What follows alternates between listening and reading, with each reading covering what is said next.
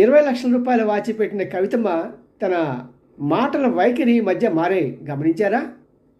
కారణం ఏంటంటే, ఇంతవరకు బీజేపీని ఏదో రకంగా కొద్దిపాటి విమర్శలు చేస్తున్న ఈ కవితమ్మ, 20 లక్షలు వాచి పెట్టిన ఈ కవితమ్మ ఇప్పుడు కాంగ్రెస్ విమర్శిస్తున్నది. కాంగ్రెస్ ఈ మైనార్టీ వర్గాలకి, ముస్లింకి కొమ్ము కాస్తుందట.